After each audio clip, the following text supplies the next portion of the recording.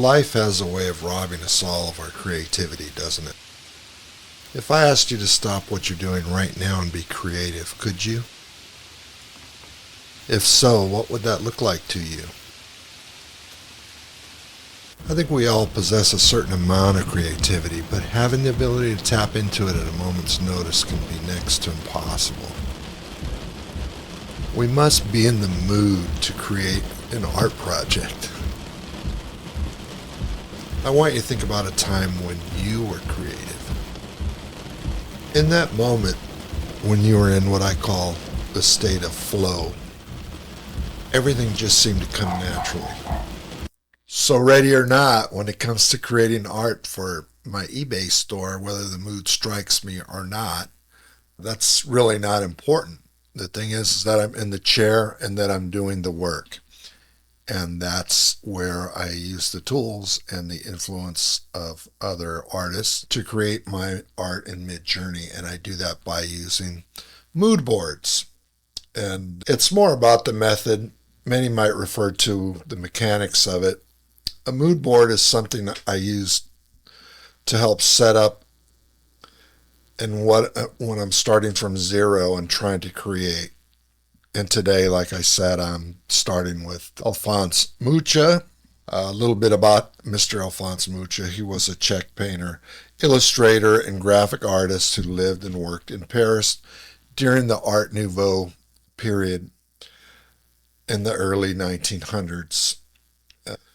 Maybe your state of flow gets interrupted when you're working, causing you to postpone your art projects.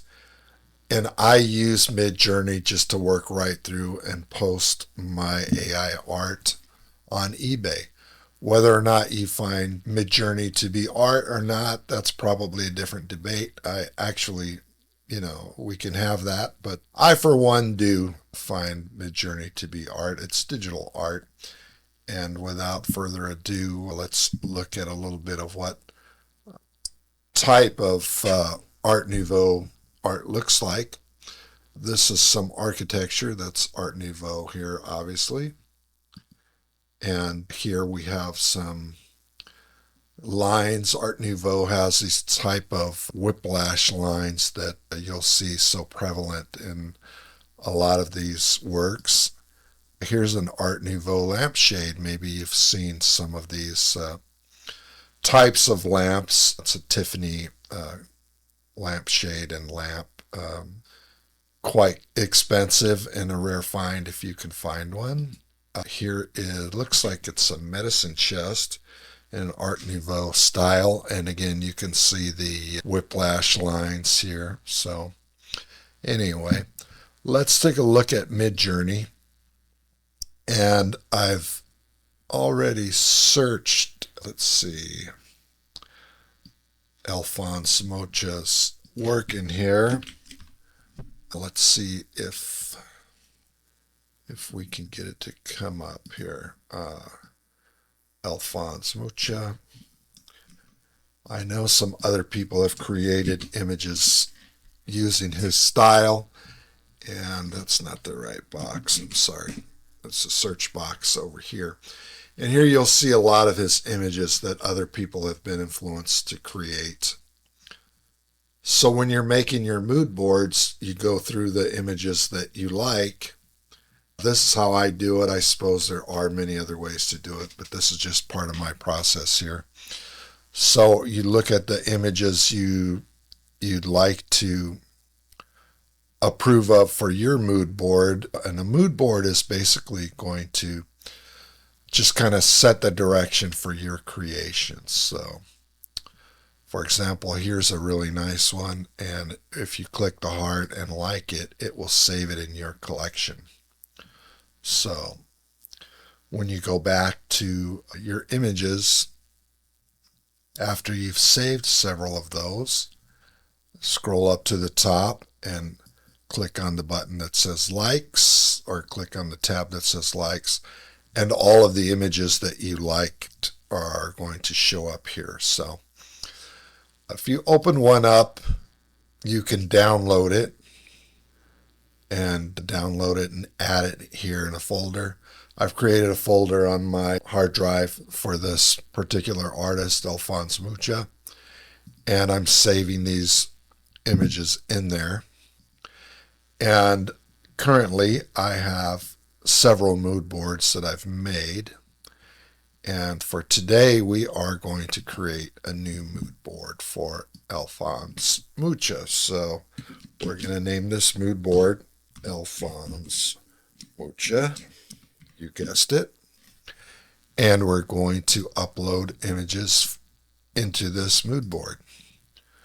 So you'll see that this mood board already exists because I created it earlier, but that's basically the way that you do it. So for now, we're going to go ahead and use this mood board in a prompt. So you click on the use in prompt, and it's going to bring up this series of numbers, and that refers to this mood board, of course, that you created. So you can add more creations to your mood board. You can use link to the web to add to your mood board. I just like to use it I just like to upload various images. And when I'm going to create my first image, I'll typically take one of the images that's in the mood board, and I'll select it and hold the button up, and I'll drag it up into Midjourney where it says drop image to describe. So Midjourney is going to describe the image here. And it's going to create 4 prompts. And 4 prompts meaning 4 different ideas about what this image is. So I'm going to use all of these prompts. And for my purposes, I'm going to generate images that are in an aspect ratio of 4, semicolon 5, so that it looks proper, or the measurements are proper for an 8x10 image. So let's go ahead and run that. And we're going to also use this prompt, and I'm also going to change the aspect ratio here. And I'm going to run that. And we're going to select the next prompt. And these prompts are all based on what Midjourney described the image on the right as, right? So here, you guessed it, on the 4th one, we're going to use the last prompt, and we're going to put in the aspect ratio 4, semicolon 5. Okay. So now Midjourney is creating our images. I've already created quite a few of these, and I think that they look really good. In fact, I'll probably use many of them. So, but not all of them. And I need to go through here and pick and choose what I want to use in my eBay shop and what I don't want to use, because Midjourney still, unfortunately, has problems with hands and fingers and getting those to look right. So let's see if I can find an example. If you scroll down, here's one. See, your left hand here looks a little bit funky. I'm not trying to hide the fact that I'm making art from AI. That's not my point. But you do want it to look right. So that said, we're going to look at what we have here that was created, and we're going to use these now to create more images. You guessed it. So style reference, we have the style reference there, and we can use this image here that I like and put it in the describe. So we have 2 of them. I didn't realize that one took.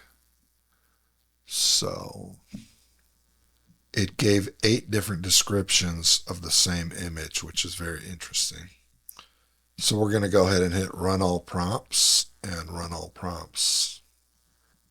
And what this will do, it's going to create a whole bunch of images, right? So basically what you're doing here is you're creating anywhere between, what I like to do is create anywhere between 40 to 100 images to sell on eBay. I will print these images out, very vibrant looking 8x10 image on glossy photo paper, and sell them on eBay. So it's fun. It's a hobby for me. It's generating income. And as I build out my store, my intention is to put 10,000 items up there for sale, and they're all going to be based on print art. So for today, the topic of Alphonse Mucha is what I'll carry through in this series. And please watch the next video to see how I organize my images and go through them and process them for listing on eBay. If that sort of thing interests you and you've watched the video through to the end, please like, subscribe, share, and follow me on my journey on my eBay store. And thanks for watching. Bye-bye for now.